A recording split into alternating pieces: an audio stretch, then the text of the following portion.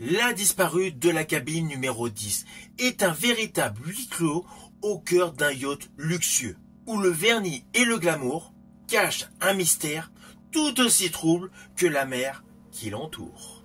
Naturellement, vous avez compris, je vais vous parler du film La disparue de la cabine 10, disponible sur Netflix.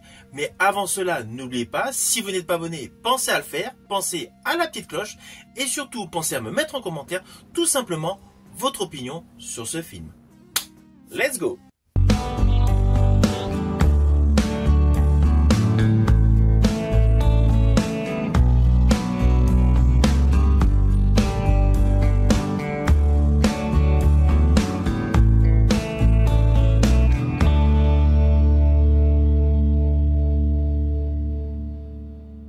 Alors tout d'abord, fiche technique de ce film. Il a pour titre La disparue de la cabine numéro 10. C'est un thriller disponible actuellement sur Netflix qui a une durée de 95 minutes et qui est réalisé par Simon Stone et porté par l'excellente actrice Keira Knightley avec l'histoire suivante.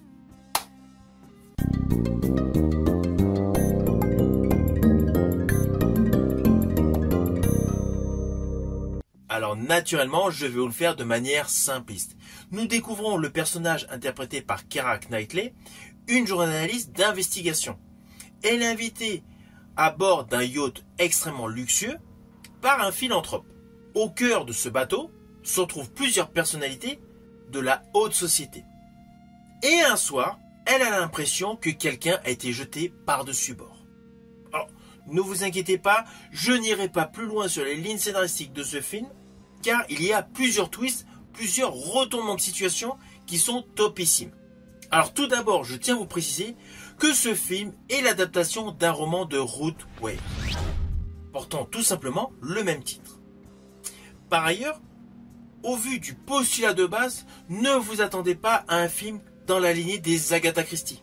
Au début, on peut penser que nous allons partir dans un style proche de l'ouvrage Mort sur le Nil, mais en fait pas du tout.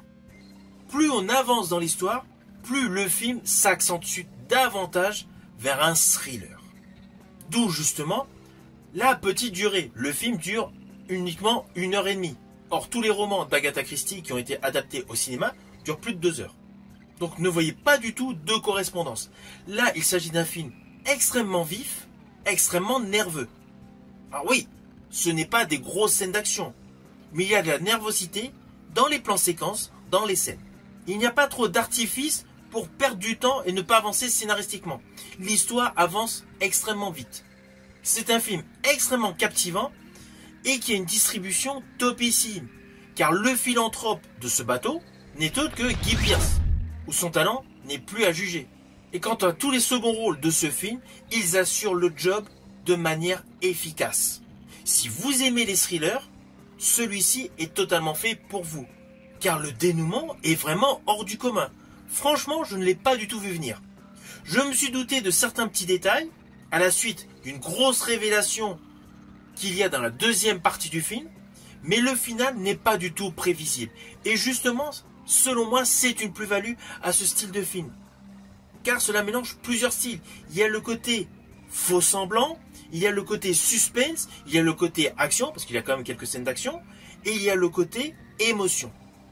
Donc Simon Stone a réussi à tourner ce film de manière à parfaitement mélanger tous ces styles pour vous assurer du spectacle durant toute sa durée. Et le jeu de Keira Knightley est impeccable. On croit réellement en son personnage et surtout sa perception de tous les faux semblants. Si vous aimez les films suspense, celui-ci est pour vous. Alors au final, naturellement, c'est un film que je vous invite à découvrir sur Netflix.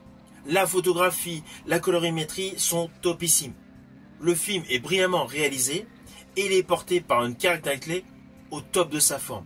C'est vraiment un film suspense qui vous permettra tout simplement de vous changer les idées. N'hésitez surtout pas à me mettre en commentaire ce que vous en pensez une fois que vous l'aurez vu. Je vous dis à bientôt pour une prochaine vidéo.